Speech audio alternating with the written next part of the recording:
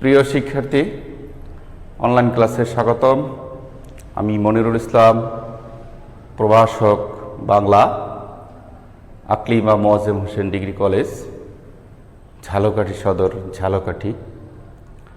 আজকের আমি তোমাদের যে বিষয় নিয়ে আলোচনা করব তা হলো বাংলা উচ্চারণের নিয়ম অনুযায়ী মফলা উচ্চারণের 5টি নিয়ম উদাহরণ সহ লেখো। তোমাদের একটি বিষয় আমি প্রথমেই বলে রাখতে চাই যে সেটি হলো এই প্রশ্নটি মূলত 1 নম্বরে আসে, এজন্য আমি 1 নং প্রশ্নের উত্তর দিয়ে লিখব। আর এখানে 5টি নিয়ম লিখলে 5 মার্ক, ঠিক আছে। কিন্তু যদি তুমি উদাহরণ না দাও তাহলে তুমি 2.5 পাবে। উদাহরণও দিতে হবে এবং 5টি নিয়মও লিখতে হবে, তাহলে তুমি 5-এ 5 পাবে।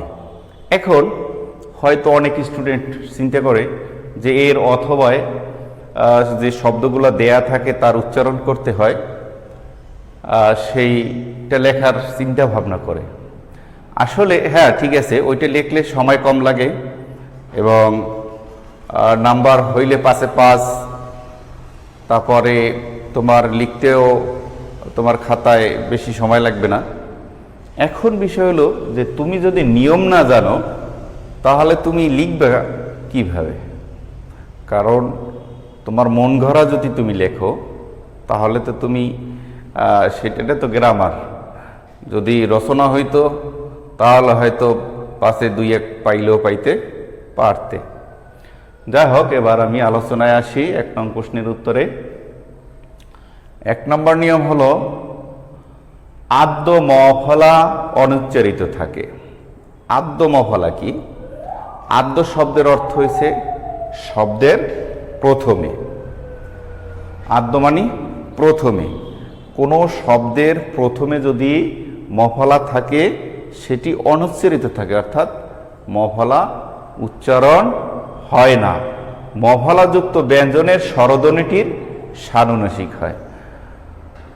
মফলাযুক্ত যে ব্যঞ্জনবর্ণ তার প্রতিটি ব্যঞ্জনবর্ণে একটি স্বরধ্বনি রয়েছে, সেই স্বরধ্বনিটি সানুনাসিক হয়। সানুনাসিক মানে সামান্য নাক দিয়ে উচ্চারিত হয়। তাহলে কি দাঁড়ালো? যে শব্দের প্রথমে মফলা থাকলে তার উচ্চারণ হবে না এবং মফলাযুক্ত ব্যঞ্জনের স্বরধ্বনিটির সানুনাসিক হবে। দেখো, আমি উদাহরণে লিখছি স্মরণ। আচ্ছা, স্মরণ, শয়ে মফলা রন। এখানে মফলার উচ্চারণ করলে হতো সমরণ। আসলে কি এটা উচ্চারণ সমরণ? অবশ্যই নয়, এর উচ্চারণ হবে স্মরণ। তাহলে আমার মফলা গেল কোথায়? আমার নিয়মে বলা হয়েছে যে আদ্য মফলা। আদ্য মানে শব্দের প্রথমে যদি মফলা যুক্ত থাকে সে মফলার উচ্চারণ হবে না। দেখো, আরেকটি উদাহরণ আমি লিখছি, স্মৃতি। এখন এটা অনেক স্টুডেন্ট হয়তো বেশি শুদ্ধ উচ্চারণ করতে গিয়ে স্মৃতি বললে ফেলায়, সেটা তো নয়, এটা স্মৃতি। তাহলে ওই যে মফলার উচ্চারণ হবে না সেটা হয়তো জানে না, বিধায়ী স্মৃতি বলে। তো এখানে আমাদের নিয়ম হলো যে শব্দের প্রথমে মফলা থাকলে তার উচ্চারণ হবে না এবং সেটি যুক্ত স্বরধ্বনিটির সানুনাসিক হবে, মানে নাক দিয়ে সামান্য উচ্চারণ হবে। স্মরণ। দেখো, এই রণ যখন আমি বলেছি তখন আমার নাক দিয়ে একটু সামান্য কম্পিত হয়েছে, এই সামান্য কম্পিতই হলো সানুনাসিক। ওকে, এবার আমরা 2 নম্বর নিয়ম আলোচনা করব। 2 নম্বর নিয়ম হলো মধ্য ও অন্ত মফলা অনুচ্চারিত থাকে, মফলাযুক্ত ব্যঞ্জনকে দ্বিত্ব করে। আচ্ছা, মধ্য মানে শব্দের মাঝখানে এবং অন্ত মানে শব্দের শেষে। অর্থাৎ আমি প্রথমে বলেছি শব্দের প্রথমে, এবার আসলো শব্দের মধ্যে ও শেষে। আচ্ছা, শব্দের মধ্যে এবং শব্দের শেষে যদি মফালা থাকে, সেই মফালাও অনুচ্চারিত থাকে, মানে উচ্চারণ হয় না। এবং কি করে এক্ষেত্রে একটু বাড়তি নিয়ম আছে যে মফালাযুক্ত ব্যঞ্জনকে দ্বিত্ব করে। এই দ্বিত্ব কি? দ্বিত্ব হলো দুই, অর্থাৎ কোনো শব্দ বা বর্ণ যখন দুইবার উচ্চারিত হয় তখন তাকে দ্বিত্ব বলে। আবারও বলি, যখন কোনো বর্ণ বা শব্দ দুইবারে উচ্চারিত হয় তখন তাকে দ্বিত্ব বলে। তা এখানে মধ্য ও অন্ত মফালা অনুচ্চারিত থেকে যে বর্ণের সাথে মফালা যুক্ত হবে তাকে দ্বিত্ব করবে। দেখো, আমি মধ্য মফালার একটি উদাহরণ বলি, বিস্ময়। তোমরা হয়তো অনেকেই মানে ভালো উচ্চারণ করতে গিয়ে বিস্ময় বলে ফেলো, আসলে এটা বিস্ময় নয়, এটি হবে বিস্ময়। এখানে বিস্ময়, এই যে শয়ের সাথে মফালা, তাহলে এই শয়ের সাথে মফালা, দেখো এই স কিন্তু দ্বিত্ব হয়েছে, মানে দুইবার হয়েছে, বিস্ময়, বিস্ময়। তাহলে কি হলো? ময়ের উচ্চারণ হলো না, কিন্তু সদ্বিত্ব হলো। তারপর অন্তমফলা যুক্ত শব্দ উদাহরণ গ্রীষ্ম। তোমরা যেটিকে ভুলে গ্রীষ্ম বলো, এই যে গ্রীষ্ম, দেখো এটি অন্তে মফলা যুক্ত, শয়ের সাথে মফলা। এখানে আমার মফলার উচ্চারণ কিন্তু হয়নি, হয়েছে কি? গ্রীষ্ম, স কিন্তু দুইবার উচ্চারিত হয়েছে, গ্রীষ্ম। আরেকটি কথা তোমাদের বলে রাখি, এই নিয়মটা যেহেতু আছে, যে ওই যে হসন্ত চিহ্ন, নিচে একটি হর্ষ চিহ্ন রয়েছে, এই হর্ষ চিহ্ন না দিলে কিন্তু তোমার ওই উদাহরণ কাটা যাবে। কারণ এটি উচ্চারণের ক্ষেত্রে যখন শব্দ বাধা পাবে, যখন শব্দ বাধা পাবে তখন সেখানে হসন্ত চিহ্ন বসবে। আমি এটিকে স্পিড ব্রেকারের হার্ট ব্রেক বলি, অর্থাৎ স্পিড ব্রেকার থাকলে তখন সেখানে গাড়ি হঠাৎ থামতে হয়। এভাবে শব্দ উচ্চারণের ক্ষেত্রে যে জায়গায় হঠাৎ থামতে হয় সেখানে একটি হসন্ত চিহ্ন হবে, এরপরে বাকি উচ্চারণটু করতে হয়। যেমন বললাম বিস্ময়, বিষ বললাম, বিষ বলে কিন্তু আমি হঠাৎ থেমে গেলাম, বিস্ময়। এই যে নিচে হসন্ত চিহ্ন এখানেই বসবে, যেখানে আমি হার্ট ব্রেক মারব। গ্রীষ্ম, এই গ্রীষ, এই শয়ের নিচে হসন্ত দিতে হবে। আশা করি 2 নম্বর নিয়মও বোঝা গেল যে শব্দের মধ্যে শেষে মফলাযুক্ত হলে তার উচ্চারণ হবে না, মফলাযুক্ত ব্যঞ্জনকে দ্বিত্ব করবে। এবং এটি সানুনাসিক হবে। সানু মানে কি? সামান্য, নাসিক মানে নাক, সামান্য নাক দিয়ে উচ্চারিত হবে। আসো এবার আমরা 3 নম্বর নিয়ম আলোচনা করি। 3 নম্বর নিয়ম, গ, উ, ন, ন, ম, ল। এখানে 6টি বর্ণ রয়েছে। এ সকল ব্যঞ্জনে যুক্ত মধ্য ও অন্ত মফলা উচ্চারিত হয়।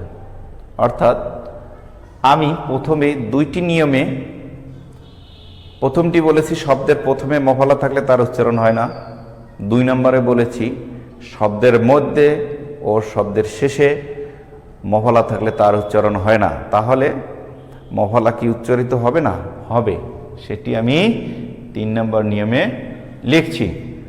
এখানে গ, ও, ন, ন, ম, ল এই 6টি বর্ণের সাথে যদি মফলা যুক্ত হয় তাহলে মফলা এর উচ্চারণ হবে। দেখো এখানে দেয়া আছে উদাহরণ যুগ্ম, যেটি তোমরা অনেকে শুদ্ধ ভাষায় বলো যুগ্ন। যুগ্ন যুগ্ন কিন্তু এভাবে নয়, এটি হলো যুগ্ম।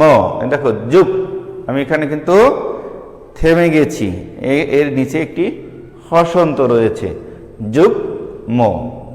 আবার দেখো তন্ময়, তন্ময়, এখানে কিন্তু ময়ের উচ্চারণ হয়েছে। আম্মা, ময়ের সাথে আম্মা। গুল্ম, এই সকল বর্ণ, এই 6টি বর্ণের সাথে মফলা যুক্ত হলে মফলার উচ্চারণ হবে।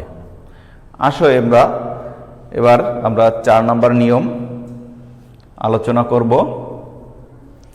4 নম্বর নিয়ম, যুক্ত ব্যঞ্জনের সঙ্গে সংযুক্ত মফলার কোনো উচ্চারণ হয় না।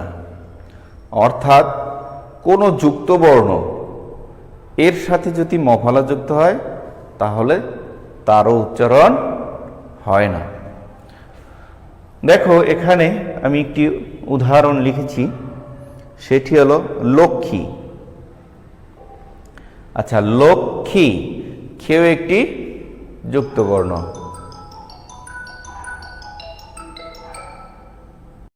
আচ্ছা দেখো লক্ষ্মী, এখানে খেও একটি যুক্ত বর্ণ। যুক্ত বর্ণ কারণ হলো খেও লিখতে ক যোগ স, ক যোগ মূর্ধন্যের স লিখতে হয়, তাহলে সেই যুক্ত বর্ণটি হয় খেও। তা খেওর সাথে আমি মফলা যুক্ত করেছি লক্ষ্মী, এখানে ময়ের কোনো উচ্চারণ আছে? অবশ্যই নেই, এটি হচ্ছে কি লক্ষ্মী। দেখো এখানে কিন্তু একটি হসন্ত চিহ্ন রয়েছে, লক্ষ্মী। এবার আমরা 5 নম্বর নিয়ম আলোচনা করব, এটি সর্বশেষ নিয়ম। দেখো মফলাযুক্ত সংস্কৃত শব্দ উচ্চারণ বহাল থাকে। অর্থাৎ সংস্কৃত শব্দ এ নিয়ম একদম এর কোনো পরিবর্তন নাই, অর্থাৎ এর নিয়ম যথাযথ এবং অপরিবর্তিত। কারণ এর ব্যাকরণগত প্রকরণ পদ্ধতি নির্দিষ্ট। এই সুনির্দিষ্ট হওয়ার কারণে এ কিন্তু অন্য কোনো নিয়ম মানে না, বা এর যে নিয়ম সেই নিয়মও ভাঙে না। তাই বলা হয়েছে যে মফলা যুক্ত সংস্কৃত শব্দের উচ্চারণ বহাল থাকে। বহাল থাকে মানে কি, তার উচ্চারণ হবে। তাহলে দেখা গেল যে সংস্কৃত শব্দ সে পণ্ডিতদের শব্দ, পণ্ডিতরা কি করছে, তারা তাদের যে শব্দ সুনির্দিষ্ট এবং এদের ব্যাকরণ প্রকরণ পদ্ধতি নির্দিষ্ট রেখেছে বিধায় তাদের যে বর্ণের সাথে যে বর্ণ যুক্ত তার উচ্চারণ বহাল রয়েছে বা তার উচ্চারণ রয়েছে। দেখো এখানে আমি লিখেছি সুস্মিতা, সুস্মিতা, এই মিতা ময়ের কিন্তু উচ্চারণ হয়েছে সুস্মিতা। তাহলে কি দাঁড়ালো, যে মফলাযুক্ত সংস্কৃত শব্দের উচ্চারণ হবে। তাহলে আমরা এই 5টি নিয়ম যদি এভাবে লিখি এবং এর অথবাও যদি লিখি, তাহলে আমাদের যদি এরকম উদাহরণগুলো দেয়া থাকে তাহলে আমরা পারবো। এই উদাহরণের ভিতর দিয়েও আসতে পারে, অথবা তুমি অনুশীলনও করতে পারো এই নিয়ম ধরে ধরে। তাহলে আমি তোমাদের এই 5টি নিয়ম সম্পর্কে আলোচনা করলাম। প্রথমে কি, শব্দের প্রথমে মফলা থাকলে তার উচ্চারণ হয় না, মফলাযুক্ত ব্যঞ্জনের স্বরধ্বনিটি সানুনাসিক হয়। 2 নম্বর নিয়ম, মফলা শব্দের মধ্যেও শেষে মফলা থাকলে তার উচ্চারণ হয় না এবং এটি সানুনাসিক হয় দ্বিত্ব করে।